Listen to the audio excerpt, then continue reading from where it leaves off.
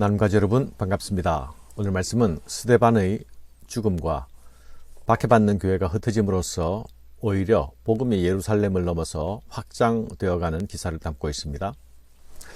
스데반의 안타까운 순교 장면이 자세하게 묘사되고 있는 반면에 그로 인해서 흩어진 사람들 중 빌립의 전도로 인하여서 사마리아 성에 큰 기쁨이 있었다고 보도합니다. 여기 기독교의 역설이 있습니다. 하늘의 밀이 땅에 떨어져 죽어야 열매를 맺는다. 예수께서 말씀하신 것처럼 순교자들의 피 흘림은 결코 낭비도 아니고 실패도 아닙니다. 세상은 피 흘려 죽임으로 자신들이 승리하는 듯 보이지만 하나님 나라는 그 피 흘림의 씨앗으로 많은 열매를 거두어 드리는 것입니다. 먼저 스데반의 순교 기사를 살펴봅시다. 그들이 이 말을 듣고 마음에 찔려 그를 향하여 이를 갈거늘 스데반이 성령 충만하여 하늘을 우러러 주목하여 하나님의 영광과 및 예수께서 하나님 우편에 서신 것을 보고 말하되 보라 하늘이 열리고 인자가 하나님 우편에 서신 것을 보노라 한데 그들이 큰 소리를 지르며 귀를 막고 일제히 그에게 달려들어 성 밖으로 내치고 돌로 칠세 증인들이 옷을 벗어 사울이라 하는 청년의 발 앞에 두니라. 그들이 돌로 스데반을 치니 스데반이 부르짖어 이르되 주 예수여 내 영혼을 받으시옵소서 하고 무릎을 꿇고 크게 불러 이르되 주여 이 죄를 그들에게 돌리지 마옵소서 이 말을 하고 자니라. 스데반의 설교가 끝나자 청중들의 반응은 매우 거칠고 험악해졌습니다.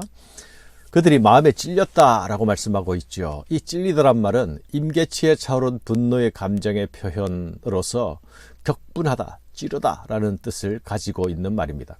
그들은 이를 갈았습니다. 큰 소리를 지릅니다. 귀를 막고 스데반에게 달려듭니다. 그리고 스데반을 성 밖으로 내치고 돌로 쳐서 죽입니다. 스데반이 재판받는 형식과 그리고 재판의 진행 과정 그리고 그 이후에 이어지는 이 모습들은 예수님께서 당하신 순환의 모습과 아주 닮아 있지 않습니까? 제자들이 예수의 십자가와 부활을 증거하면서 병든 사람들을 고치고 그로 인해 종교 지도자에게 끌려가는 모습들도 복음서의 예수님의 모습을 떠올리게 했습니다. 제자들이나 스데반 집사나 그들 안에 가득한 것이 예수였고 그들은 이 성령 충만한 사람들이었기 때문에 그들을 통해 나타나는 모습은 마치 우리가 복음서의 예수님의 행적을 보는 듯한 느낌을 받게 되는 것입니다. 이것은 성령 충만한 사람들에게서 나타나는 예수의 얼굴로 인함입니다. 스데반의 설교를 들은 청중들은 마치 악마의 얼굴을 하고 있는 것 같지 않습니까? 6장 15절에 보면 그들에게 설교를 시작하는 스데반의 얼굴은 천사와 같았다라고 말씀했습니다. 천사의 얼굴을 한 스데반의 성령 충만한 설교에 대한 반응은 회개가 아니었습니다. 청중들은 말씀을 극단적으로 거부하고 설교자를 폭력적으로 공격하는 모습으로 나타나고 있지 않습니까? 스데반은 그들 앞에서 하늘을 우러러 주목합니다. 그의 눈은 지금 하나님의 영광을 보고 있습니다. 뿐만 아니라 예수님께서 하나님 우편에 서 계신 것을 보았습니다. 저는 이 본문을 볼 때마다 예수님이 보좌에 앉아 계신 것이 아니라 서 계시다는 사실에 큰 은혜를 받습니다. 예수님의 천상의 보좌의 통치는 편한 책상에 앉아서 결제 명령만 내리고 계시는 것이 아니라는 것입니다. 그분은 지금 서 계시죠. 서서 일하고 계십니다. 응원하고 계십니다. 지금 예수의 편을 들고 예수의 편에서 말하고 예수를 증거하는 이 땅의 예수의 사람들을 응원하기 위해서 순교하고 있는 스데반을 지지하는 행동을 하고 계신 것입니다. 이것이 이 땅에서 예수의 증인으로 살아가는 예수의 제자된 사람들이 기억하고 있어야 할 사실입니다. 스데반이 성령 충만한 사람이었다는 것은 그의 마지막 모습에서도 나타나죠. 그는 불의한 죽음을 당하는 가운데서도 단 두 마디 말만 남기고 죽는데요. 그 한마디는 주 예수여 내 영혼을 받으소서. 자신의 영혼을 위한 기도이고요. 다른 한마디는 주여 이 죄를 그들에게 돌리지 마옵소서. 자신에게 돌을 던지는 자들을 향한 기도입니다. 사랑하는 여러분, 성령 충만한 스데반과 대조되는 그 반대편에 있는 한 청년이 나타나지요. 그는 자기 확신에 충만한 사람입니다. 그의 이름은 사울입니다. 사울은 유대식 이름이고 바울은 헬라식 이름입니다. 사울은 지금 하나님의 이름으로 하나님을 위한다면서 스데반을 죽이는 일에 앞장서고 있습니다. 사울은 그가 죽임당함을 마땅히 여기더라.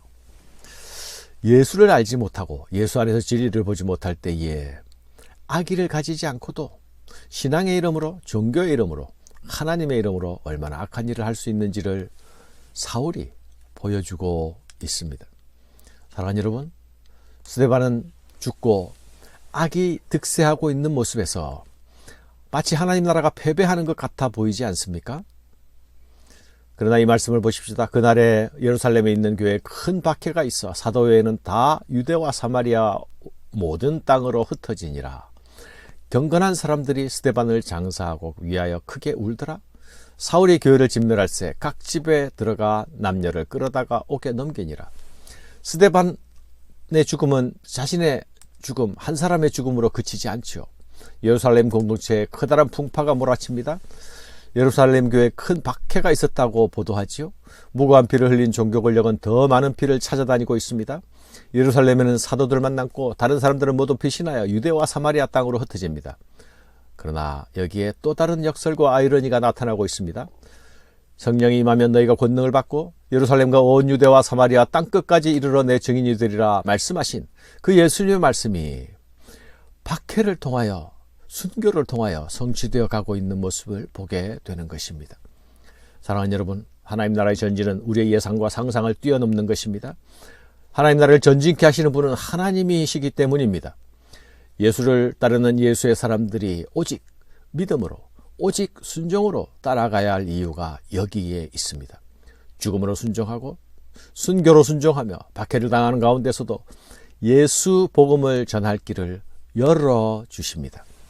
생명 살리며 세상을 구원할 길을 열어주시는 것입니다. 그 흩어진 사람들이 두루다니며 복음의 말씀을 전할세.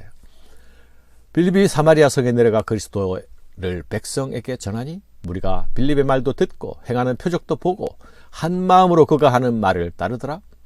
많은 사람들에게 붙었던 더러운 귀신들이 크게 소리를 지르며 나가고 또 많은 중풍병자와 못 걷는 사람이 나으니 그 성에 큰 기쁨이 있더라. 사마리아 성에 임한 큰 기쁨은 스데반의 순교와 그에 따른 박해 상황 속에서 순교와 박해를 감당해내는 믿음의 사람들이 이어간 증인의 삶에 통해서 가능해졌습니다.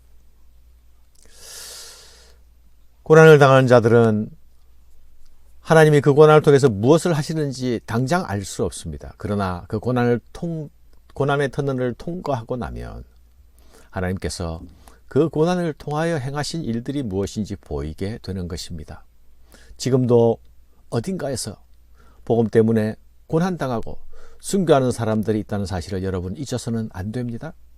우리에게 온 복음도 순풍지대에서 바람을 타고 온 것이 아닙니다. 고난과 박해 속에서 순교 속에서 우리에게까지 다가온 것입니다. 교회가 이 사실을 잊게 될 때에 교회는 잠들게 되고 교회는 야성을 상실하게 됩니다. 오늘을 사는 우리 성도들도 세상의 위협과 세상의 평가를 두려워하지 않고 증인의 삶, 제자의 삶을 살아내야 하겠습니다. 눈물을 흘리더라도 그 길의 끝에는 큰 기쁨이 있다는 사실을 기억해야 하겠습니다. 감사합니다.